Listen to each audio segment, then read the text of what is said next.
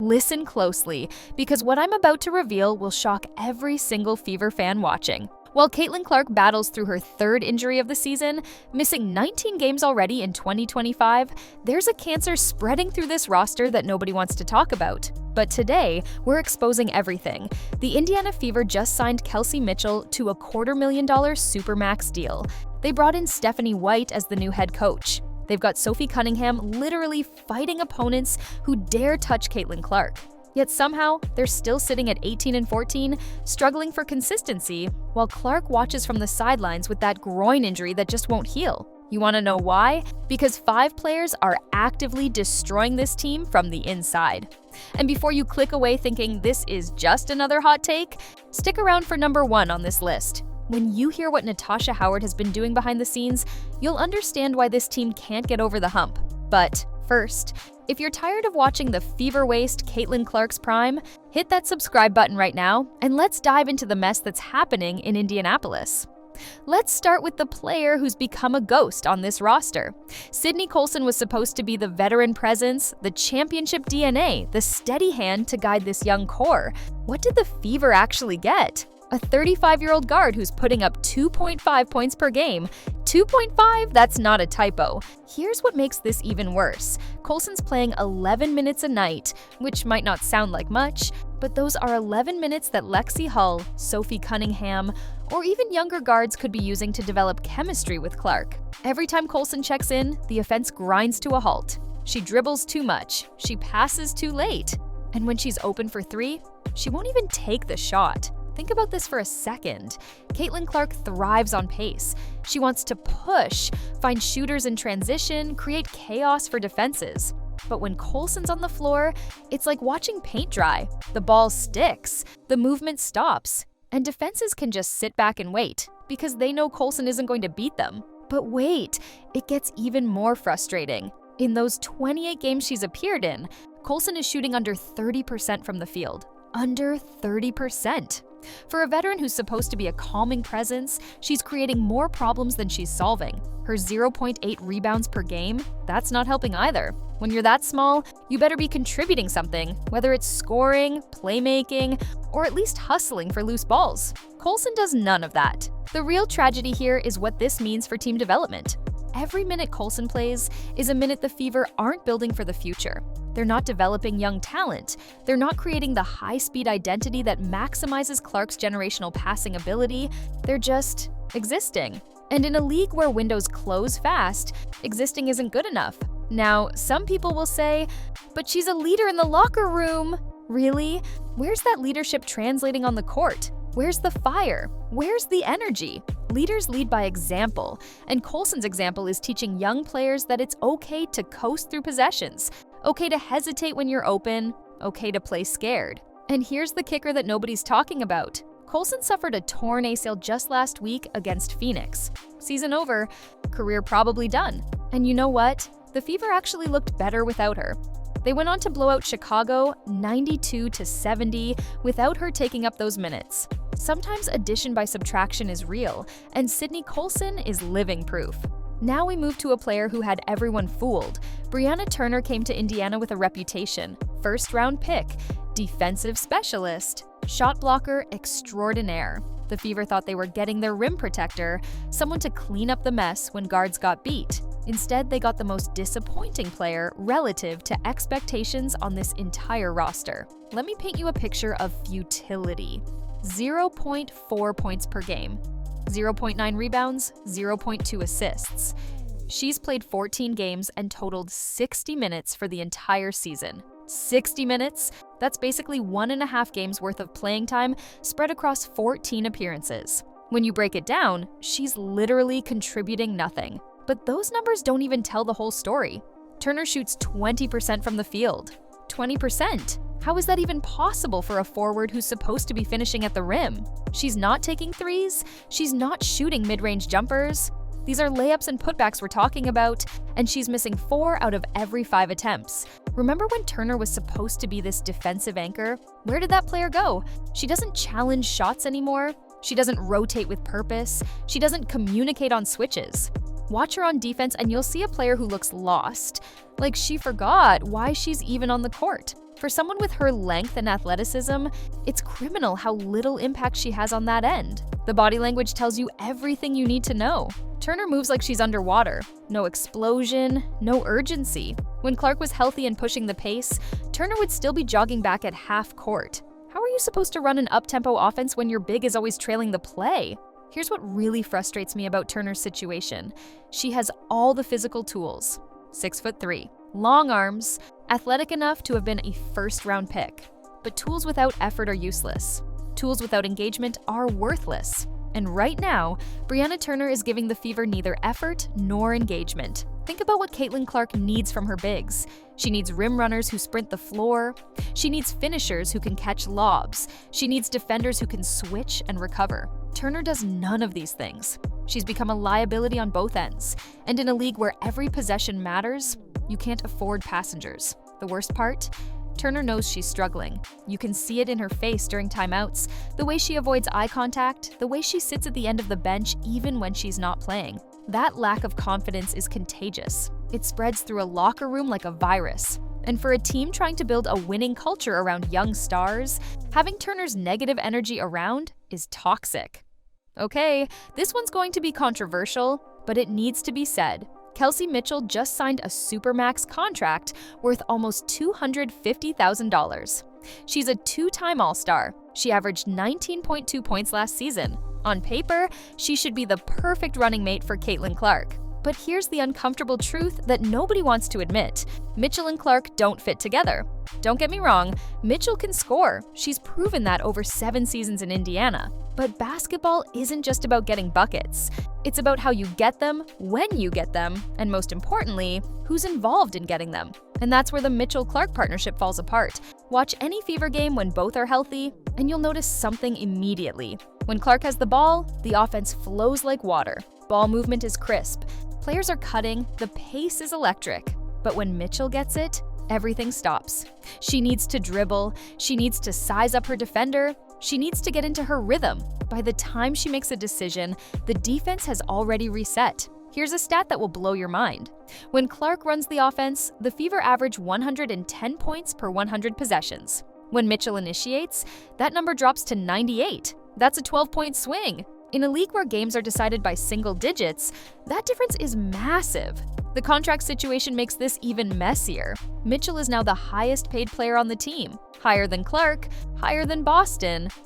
And with that paycheck comes expectations. Mitchell expects touches. She expects plays called for her. She expects to be the star, not a star.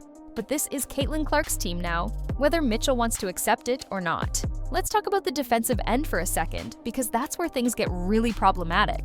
Mitchell is undersized at 5'8", and opposing teams hunt her relentlessly.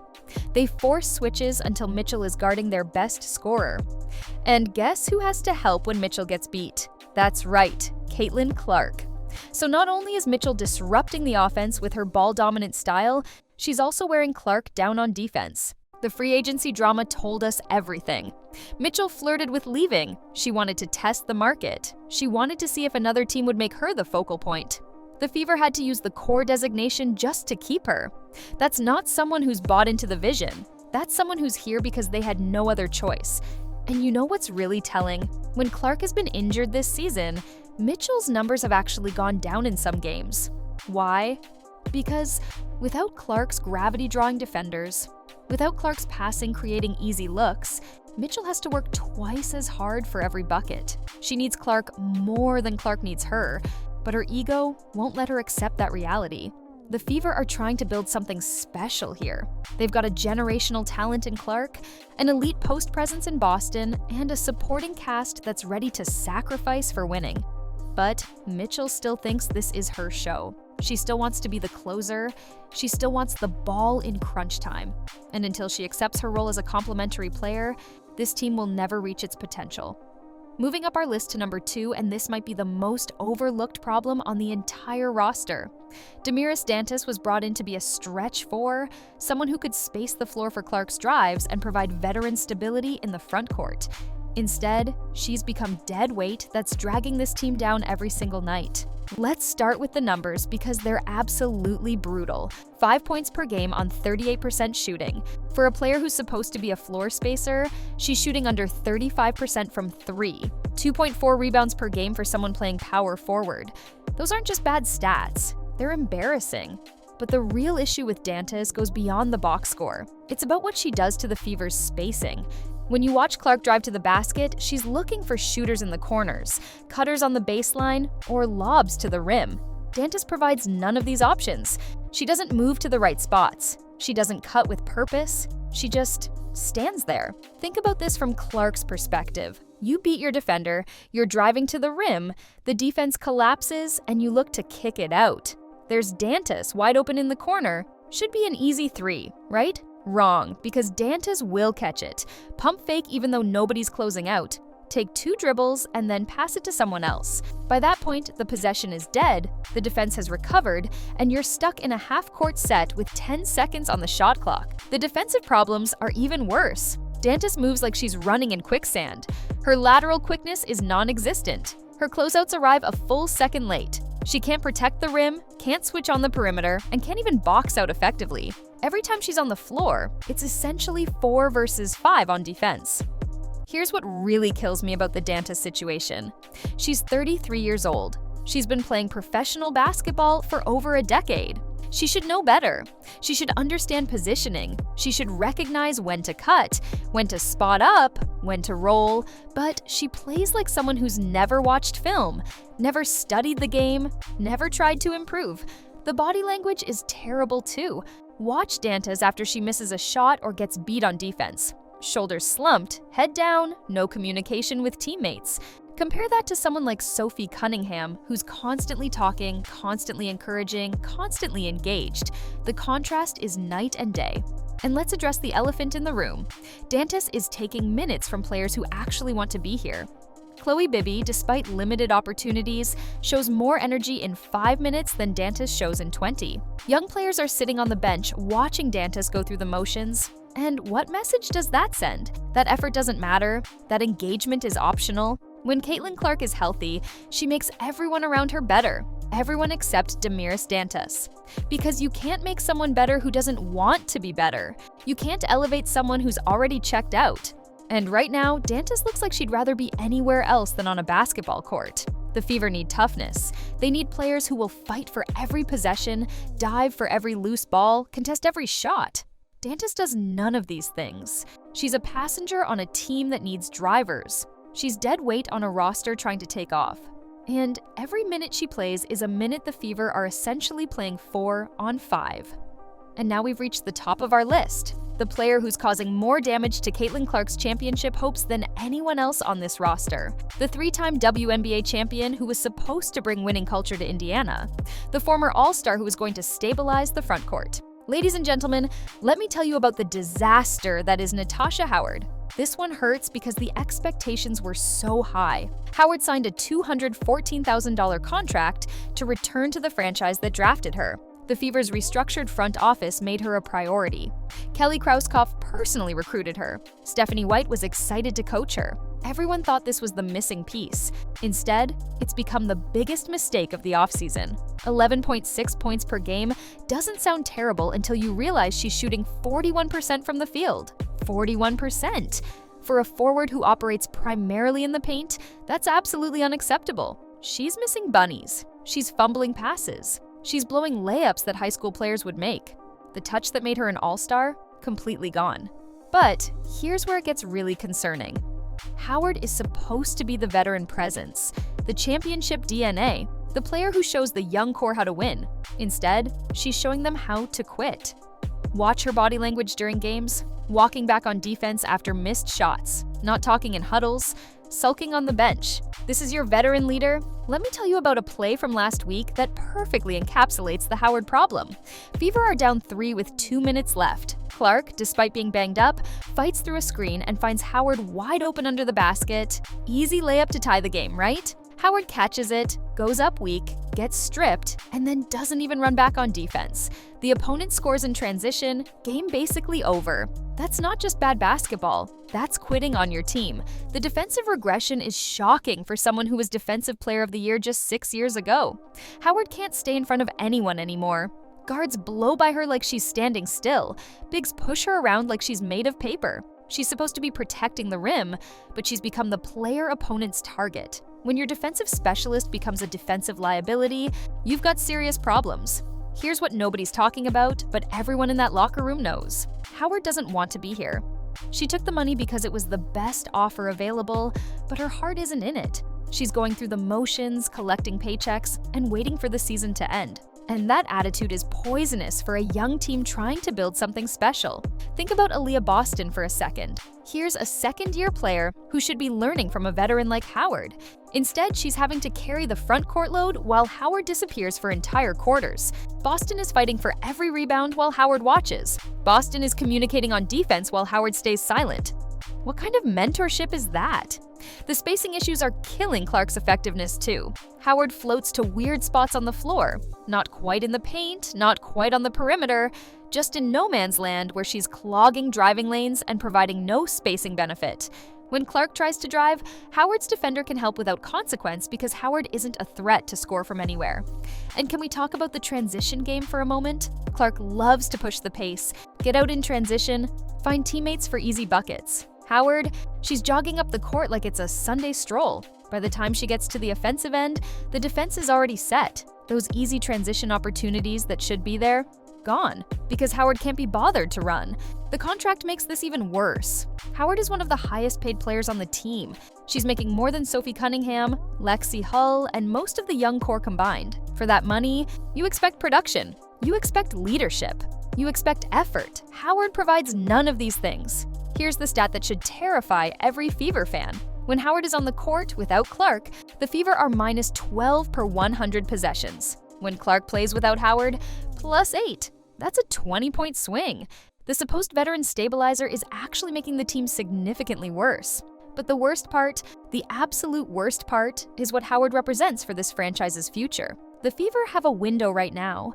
Clark is on a rookie deal. Boston is still cheap. They have cap space to build a contender. But if they're wasting massive contracts on players like Howard, who don't want to be here, who don't contribute, who actively make the team worse, that window will slam shut before it ever fully opens. Now, before you think this is all doom and gloom, let me tell you about the players who are actually fighting for this franchise. Sophie Cunningham didn't just gain 1 million followers for standing up for Caitlin Clark. She earned the respect of every real basketball fan who understands what winning requires. Remember that game against Connecticut? J.C. Sheldon pokes Clark in the eye. Marina Mabrey shoves her to the ground. And what does Sophie do? She doesn't just retaliate. She sends a message to the entire league. You come for Caitlin, you deal with Sophie. That's not just being a teammate, that's being a warrior. Sophie's a black belt in Taekwondo, trained since she was 6 years old. She's farm-raised tough. Her dad played college football. She kicked field goals in high school football. This isn't someone who backs down from anyone. And when she said the refs weren't protecting the star player of the WNBA, she was speaking truth that everyone else was too scared to say. The numbers back it up too. Since Clark's been injured, Sophie's averaging 12.4 points per game on 45% three-point shooting. That's not just filling in. That's stepping up. That's taking responsibility. That's showing the veterans on this roster what real effort looks like. And Lexie Hull? She might not put up huge numbers, but she does everything Howard and Dantis won't do. She sprints in transition. She rotates on defense. She cuts hard to the basket. She takes charges. She dives for loose balls. Every team needs players like Lexie Hull, players who understand their role and execute it perfectly.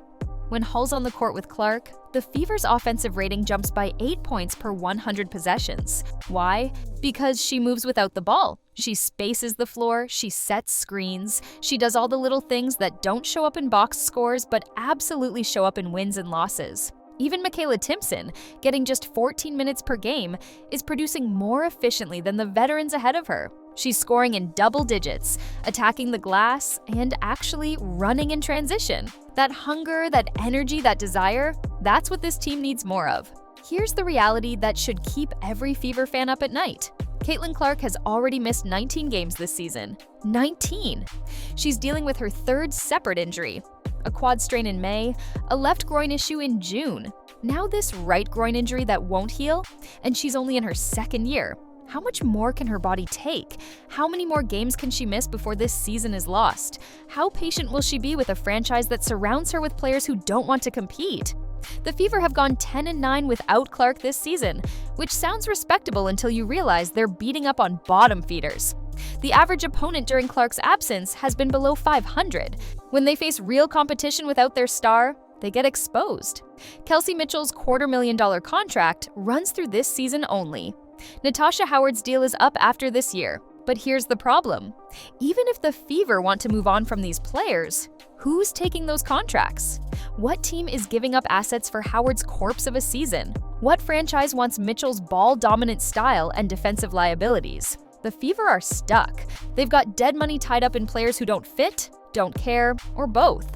Meanwhile, teams like Minnesota and New York are loading up, making trades, getting better. The Liberty just made another move to strengthen their roster. The Lynx are cruising. And the Fever? They're treading water with a roster full of problems. Sophie Cunningham gets it. In her recent podcast, she didn't hold back. She called out people who don't think Clark is the face of the league. She said it literally pisses her off when people deny Clark's impact. She revealed how her old team Phoenix had locker room talks about trying to toughen up Clark. Sophie saw it from the other side, and now she's protecting Clark because she knows how special this moment is. But Sophie can't do it alone. Lexie Hull can't do it alone. Aliyah Boston can't do it alone. They need the veterans to step up, to lead, to show some fight. Instead, they're getting Cydney Coulson's empty minutes, Brianna Turner's disappearing acts, Mitchell's chemistry issues, Dantis' lack of effort, and Howard's complete disengagement. The path forward isn't complicated, but it requires brutal honesty and tough decisions. First, the Fever need to admit their mistakes. Howard isn't working. Dantis needs to go. Turner should be waived. These aren't personal attacks. This is about winning basketball. Second, they need to embrace the youth movement. Give Timpson more minutes. Let Chloe Bibby prove herself. Sign hungry players from the G League who want to prove they belong.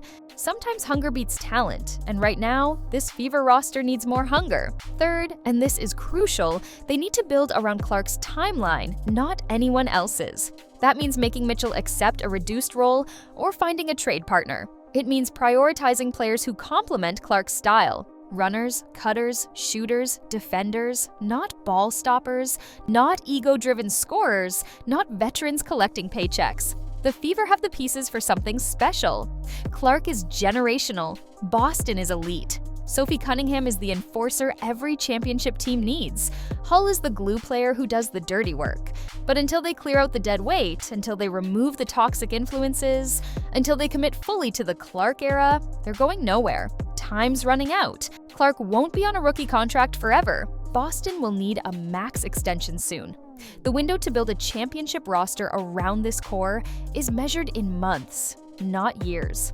And every game that Howard sulks through, every possession that Mitchell dominates, every minute that Dantis wastes, that window gets smaller. The WNBA is more competitive than ever. Teams aren't waiting around. They're making moves, taking swings, building contenders. The Fever can either join them or watch from the sidelines as another franchise wins with the formula Indiana should be following. Look, I get it. Calling out players like this feels harsh, but sometimes the truth hurts. And the truth is that Caitlin Clark deserves better. She deserves teammates who match her intensity. She deserves veterans who lead by example. She deserves a roster built to maximize her incredible talents. Instead, she's got 5 anchors dragging her down. 5 players who are either past their prime, don't fit the system, or simply don't care enough to compete at the highest level. And until the Fever address these issues, they're wasting the most exciting young talent the WNBA has seen in years. The good news? There's still time. The trade deadline hasn't passed. The buyout market exists. Roster spots can be cleared, but it requires courage from the front office. It requires admitting mistakes. It requires choosing winning over comfort. Sophie Cunningham showed us what loyalty looks like when she stood up for Clark. Now it's time for the organization to show that same loyalty by surrounding Clark with players who actually want to win. Not passengers, not paycheck collectors, not has-beens trying to extend their careers. Real competitors who understand what's at stake. The clock is ticking on Caitlin Clark's patience. The clock is ticking on this championship window. The clock is ticking on the Fever's chance to build something special. The only question is whether they'll wake up in time to save it. Because if they don't, if they keep running out lineups with Howard's laziness, Dantis' indifference, Mitchell's selfishness, Turner's invisibility, and Coulson's uselessness, then we'll be having this same conversation next year. Except by then, it might be too late. Caitlin Clark deserves teammates who lift her, not ones she has to carry. It's time for the Indiana Fever to decide what they want to be. A mediocre franchise wasting generational talent, or a championship contender built around one of the most exciting players in basketball history? The choice should be obvious, but based on this roster, I'm not sure the Fever see it that way. And that's the biggest tragedy of all. If you agree that the Fever need to clean house and build a real contender around Caitlin Clark, hit that like button and subscribe for more honest takes about the WNBA. Drop a comment below and let me know which player you think needs to go first. Is it Howard's lack of effort, Mitchell's poor fit, or someone else entirely? The conversation starts now. Thanks for watching, and remember, championship windows don't stay open forever. The Fever better act fast, or they'll be looking back at 2025 as the year they blew it all.